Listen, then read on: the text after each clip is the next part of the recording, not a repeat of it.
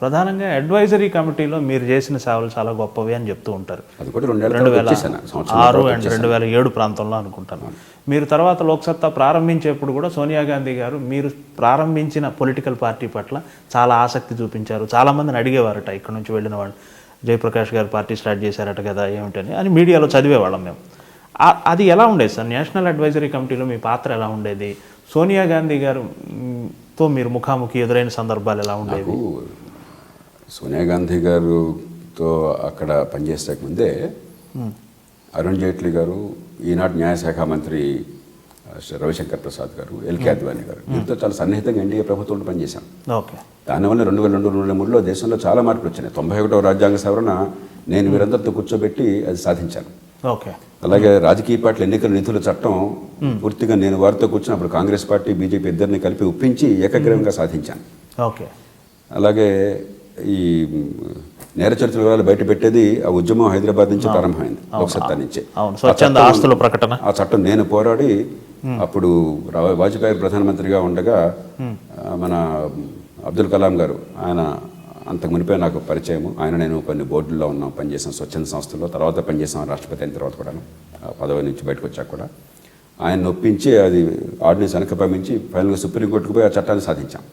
కాబట్టి ప్రభుత్వాలు ఎవరున్నా కూడా వాళ్ళు మంచి చేయడానికి సిద్ధమైతే, మంచి ఏంటో చెప్పని కోరితే వారితో కూర్చొని చేయడం అనేది నాకు మొట్టమొదటి నుంచి కూడా ఒక కీలకమైన పద్ధతి.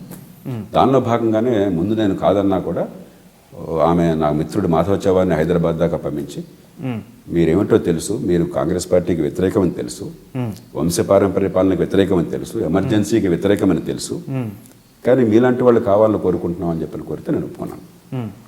అక్కడ ఒక రకంగా నాది లోన్ వాయిస్, ఎందుకంటే వాళ్ళందరూ కూడా రాజకీయంగా మంచో చెడో ఆమెకు అనుకూలమైన వాళ్ళే, దాదాపు మిగతా వాళ్ళందరూ కూడా.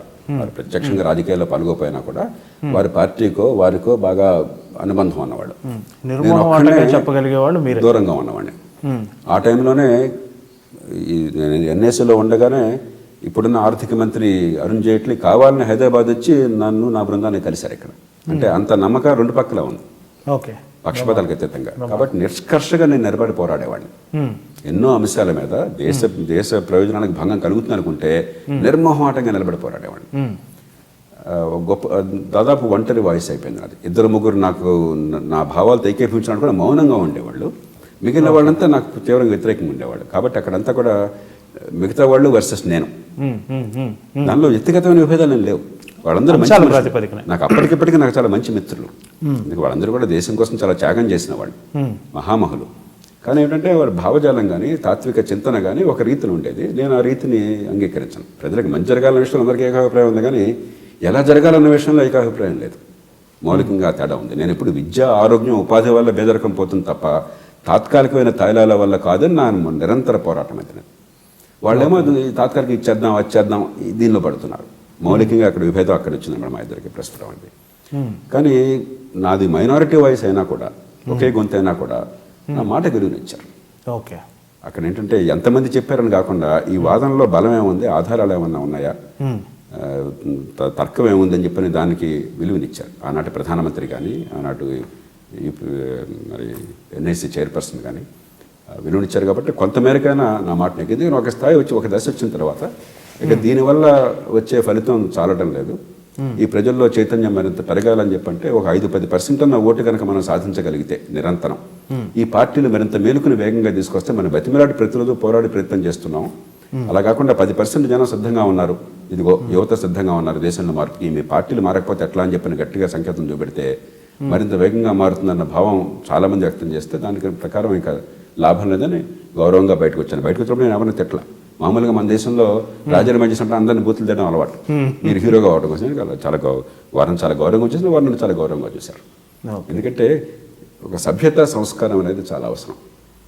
మనం ప్రైవేట్గా చాలా సంభాషణలు జరుగుతాయి. కొన్ని సందర్భాల్లో మీ మాట నేను ఒప్పుకుంటాను, కొన్ని సందర్భాల్లో నా మాట మీరు ఒప్పుకుంటారు.